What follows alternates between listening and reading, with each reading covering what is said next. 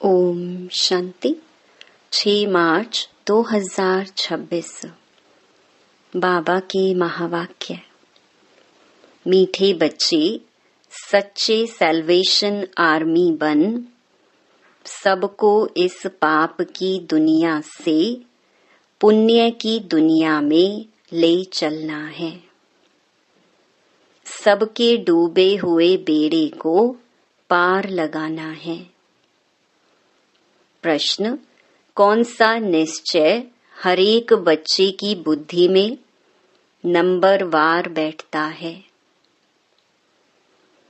उत्तर: पतित पावन हमारा मोस्ट बिलवेड बाबा हमें स्वर्ग का वर्षा दे रहा है। यह निश्चय हरेक की बुद्धि में नंबरवार बैठता है। अगर पूरा निश्चय किसी को हो भी जाए तो माया सामने खड़ी है। बाप को भूल जाते हैं, फेल हो पड़ते हैं। जिन्हें निश्चय बैठ जाता है वह पावन बनने के पुरुषार्थ में लग जाते हैं। बुद्धि में रहता है अब तो घर जाना है। ओम शांति। मीठे मीठे सिकिलधे बच्चों प्रति गुड मॉर्निंग। बच्चे यह तो जानते हैं कि सतयुग में सदैव good morning, good day, good everything, good night सब गुड ही गुड है। यहाँ तो ना गुड मॉर्निंग है ना गुड नाइट है। सबसे बुरी है नाइट।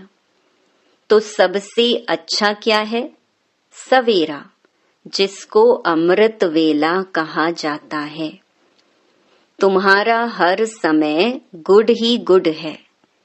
बच्चे जानते हैं कि इस समय हम योग योगेश्वर और योग योगेश्वरियां हैं।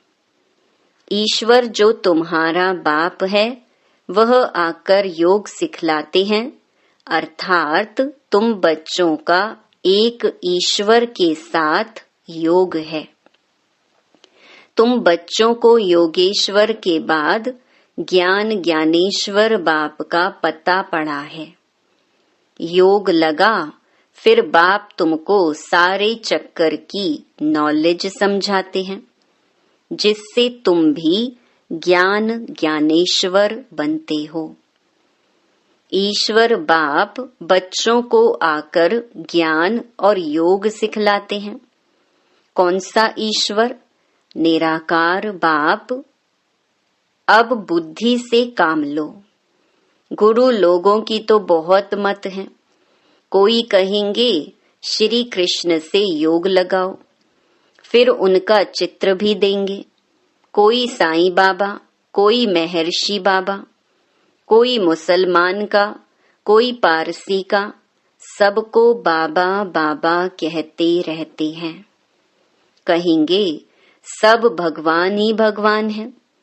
अब तुम जानते हो मनुष्य भगवान हो नहीं सकता।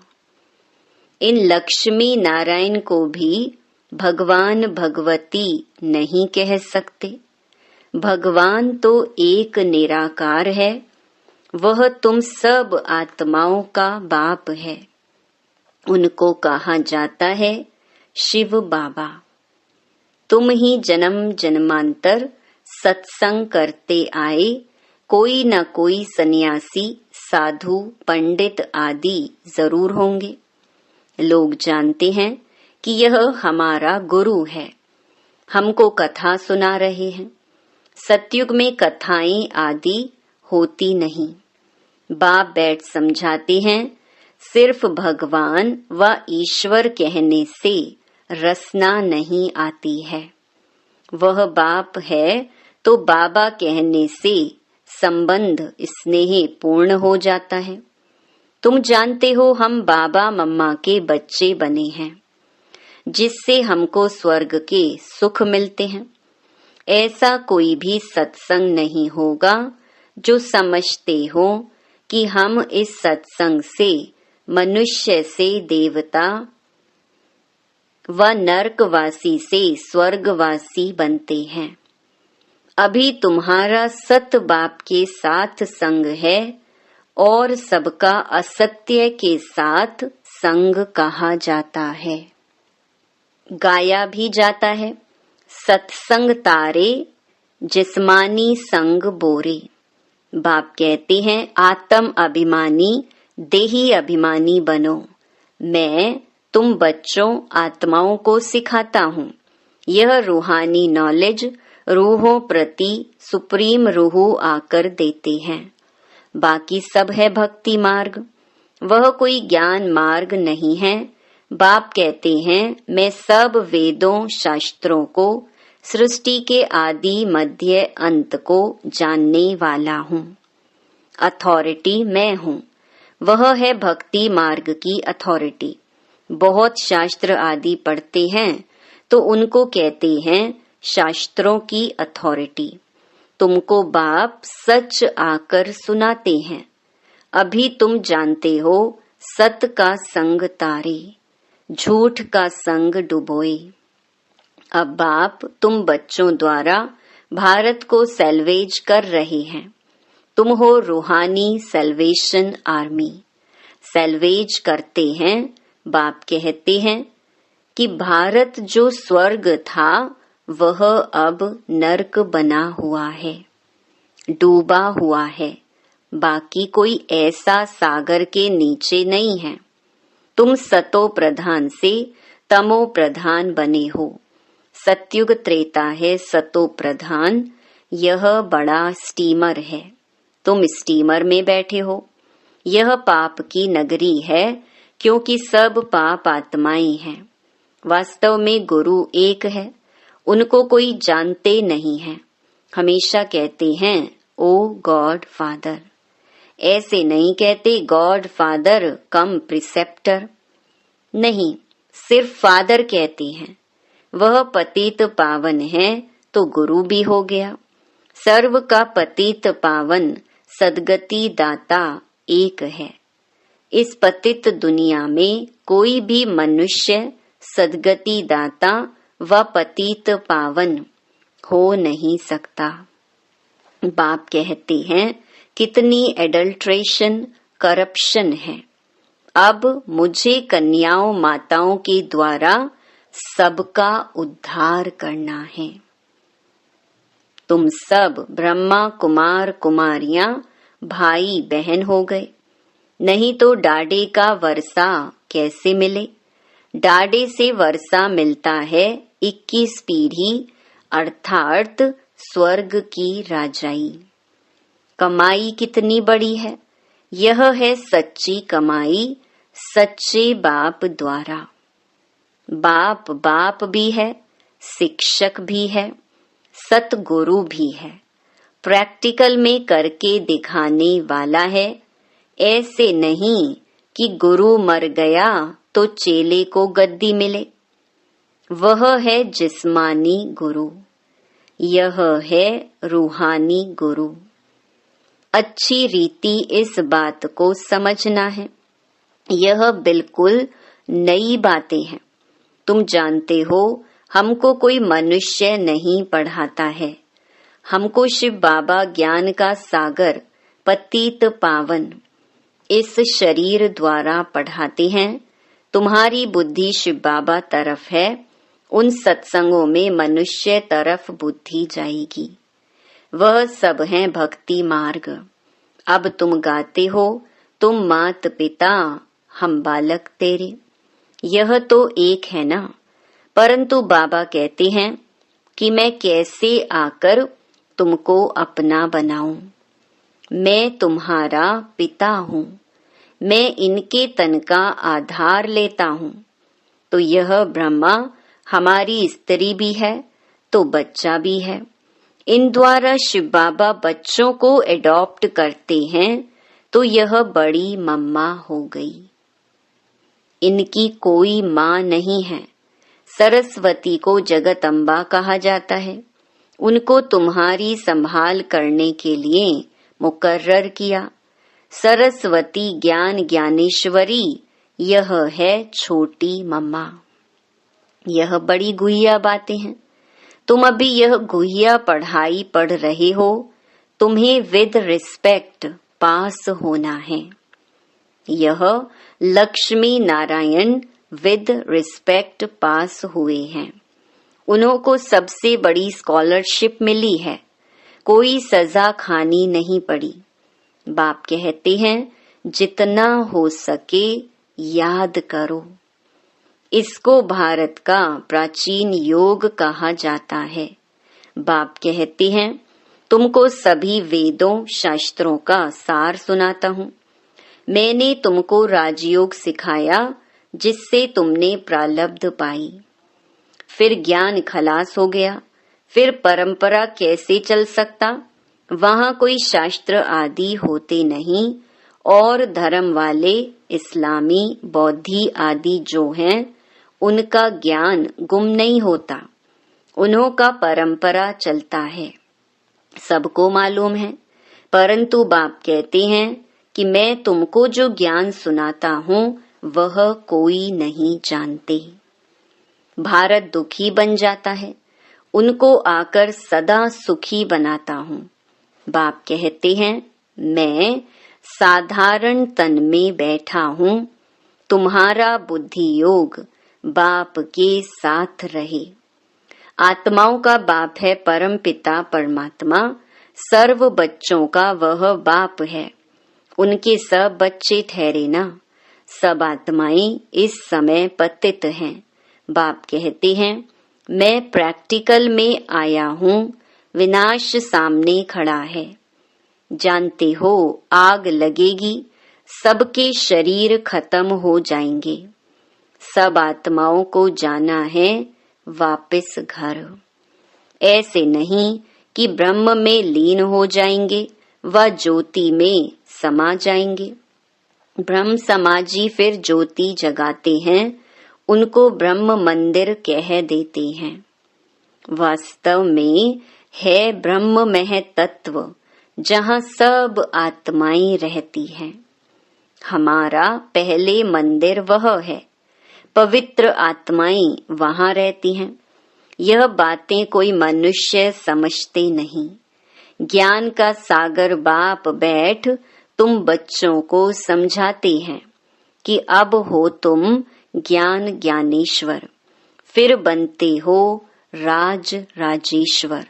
तुम्हारी बुद्धि में है कि पतित पावन मोस्ट बिलवेड बाबा आकर हमको स्वर्ग का वर्षा दे रहे हैं। कईयों की बुद्धि में यह भी बैठता नहीं है। इतने बैठे हैं, इनमें कोई 100% निश्चय बुद्धि नहीं है। कोई 80% है, कोई 50% है, कोई वह भी नहीं। वह तो बिल्कुल फेलियर हुआ। नंबर वार जरूर है। बहुत हैं जिनको निश्चय नहीं है। कोशिश करते हैं कि निश्चय हो जाए। अच्छा निश्चय हो भी जाए, परंतु माया कड़ी है। बाबा को भूल जाते हैं। यह ब्रह्मा खुद कहते हैं कि मैं पूरा भगत था। 63 जन्म भक्ति की है तत्त्वम। तुमने भी 63 जन्म भक्ति की है। 21 जन्म सुख पाया, फिर भगत बने हो। भक्ति के बाद है वैराग्य।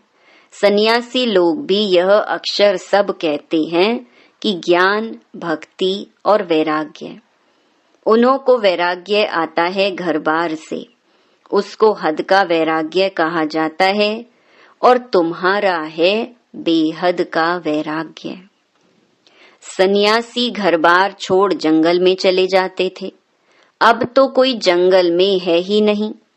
सब कुटियाएं खाली पड़ी हैं, क्योंकि पहले सतो प्रधान थे, अब वह तमो प्रधान हो गए हैं। अब उन्हों में कोई ताकत नहीं है। लक्ष्मी नारायण की राजधानी में जो ताकत थी वह पुनर्जन्म लेते लेते अब देखो वे कहाँ आकर पहुँचे हैं। कुछ भी ताकत नहीं है। यहाँ की गवर्नमेंट भी कहती है हम धर्म को नहीं मानते, धर्म में ही बहुत नुकसान है, लड़ते झगड़ते कॉन्फ्रेंस करते रहते कि सभी धर्म वाले एक मत हो जाएं। लेकिन पूछो एक कैसे हो सकेंगे? अभी तो सब वापस जाने वाले हैं। बाबा आया है, यह दुनिया अब कब्रिस्तान बननी है।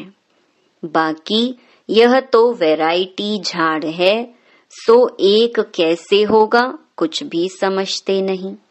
भारत में एक धर्म था, उनको कहा जाता अद्वैत मत वाले देवताएं। द्वैत माना दैत्य। बाबा कहते तुम्हारा यह धर्म बहुत सुख देने वाला है। तुम जानते हो कि पुनर्जन्म ले हमको फिर 84 जन्म भोगने हैं। निश्चय हो कि हमने ही 84 जन्म भोगे हैं। हमको ही जाना है और फिर आना है। भारतवासियों को ही समझाते हैं कि तुमने 84 जन्म पूरे किए हैं। अब तुम्हारा यह बहुत जन्मों के अंत का जन्म है। सिर्फ एक को नहीं कहते, पांडव सेना को समझाते हैं कि तुम पंडे हो, तुम रूहानी यात्रा सिखलाते हो, इसीलिए पांडव सेना कहा जाता है। राज्य अब न कौरवों का न पांडवों का है, वह भी प्रजा तुम भी प्रजा हो। कहते हैं कौरव पांडव भाई भाई। पांडवों की तरफ है परम पिता परमात्मा। बाप ही आकर माया पर जीत पहनना सिखलाते हैं। तुम आदि सनातन देवी देवता धर्म वाले अहिंसक हो। अहिंसा परमो धर्म। मुख्य बात है काम कटारी नहीं चलाना है। भारतवासी समझते हैं कि गऊ का कोस ना करना यही अहिंसा है, परंतु बाबा कहते हैं काम कटारी नहीं चलाओ। इनको ही बड़े ते बड़ी हिंसा कहा जाता है। सतयुग में न काम कटारी न लड़ाई झगड़ा चलता है, यहाँ तो दोनों हैं। काम कटारी ही आदि मध्य अंत दुख देती है। तुम सीढ़ी उतरते हो, 84 जन्म तुम भारतवासियों ने लिए हैं। इन लक्ष्मी नारायण का राज्य था, फिर पुनर्जन्म लेते हो। एक एक जन्म एक एक पौड़ी है, यहाँ से तुम एकदम जंप मारते हो ऊपर। 84 पौड़ियां उतरने में तुमको 5000 वर्ष लगते हैं और यहाँ से फिर तुम सेकंड में चढ़ जाते हो। सेकंड में जीवन मुक्ति कौन देता? बाप। अब सब एकदम पट में पड़े हैं। अब बाप कहते हैं सिर्फ मुझे याद करो। यह बुद्धि में याद रखना है। अब नाटक पूरा हुआ। हमको वापस घर जाना है। हमको अपने बाप को और घर को याद करना है। पहले बाबा को याद करो, वह ही तुमको घर का रास्ता बताते हैं। बाप की याद से विकर्म विनाश होंगे। ब्रह्म को याद करने से एक भी पाप कटेंगे नहीं। पतित पावन परमात्मा ही हैं। वह कैसे पावन बनाते हैं, यह दुनिया में कोई समझ नहीं सकते। बाप को आकर स्वर्ग की स्थापना जरूर करनी है। बाप आया है तो तुम बच्चे जयंती मनाते हो। कब आया यह नहीं कह सकते कि इस घड़ी इस तिथि तारीख आया। शिव बाबा कब आया कैसे कह सकते? साक्षात्कार बहुत होते हैं। पहले हम सर्वव्यापी समझते थे या कह देते थे आत्मा सो परमात्मा है। अब यथार्थ मालूम हुआ है। बाबा दिन प्रतिदिन गुह्य बातें सुनाते रहते हैं। तुम साधारण बच्चे कितनी बड़ी नॉलेज पढ़ रही हो। अच्छा, मीठे मीठे सिकिलधे बच्चों प्रति मात पिता बाप दादा का याद प्यार और गुड मॉर्निंग। रूहानी बाप की रूहानी बच्चों को नमस्ते। धारणा के लिए मुख्य सार। पहला, विद रिस्पेक्ट पास होने के लिए सजाओं से छूटने का पुरुषार्थ करना है। याद में रहने से ही स्कॉलरशिप लेने के अधिकारी बन सकेंगे। दूसरा, सच्चा सच्चा पांडव बन सबको रूहानी यात्रा करानी है। किसी भी प्रकार की हिंसा नहीं करनी है। वरदान, लाइट हाउस की स्थिति द्वारा पाप कर्मों को समाप्त करने वाले पुण्य आत्मा भव। जहाँ लाइट होती है वहाँ कोई भी पाप का कर्म नहीं होता है, तो सदा लाइट हाउस स्थिति में रहने से माया कोई पाप कर्म नहीं करा सकती। सदा पुण्य आत्मा बन जाएंगे। पुण्य आत्मा संकल्प में भी कोई पाप कर्म नहीं कर सकती। जहाँ पाप होता है वहाँ बाप की याद नहीं होती। तो दृढ़ संकल्प करो कि मैं पुण्य आत्मा हूँ, पाप मेरे सामने आ नहीं सकता। स्वप्न व संकल्प में भी पाप को आने ना दो। स्लोगन, जो हर दृश्य को साक्षी होकर देखते हैं वही सदा हर्षित रहते हैं। ये अव्यक्त इशारे निश्चय के फाउंडेशन को मजबूत कर सदा निर्भय और निश्चिंत रहो। निश्चय बुद्धि बच्चे सदा हर्षित और निश्चिंत रहते हैं। चिंता खुशी को खत्म करती है और निश्चिंत हैं तो सदा खुशी रहेगी। जब किसी भी बात में क्यों हुआ, कैसे हुआ, क्या होगा, यह प्रश्न आते हैं तब चिंता होती है। क्या, क्यों, कैसे, ये चिंता की लहर है।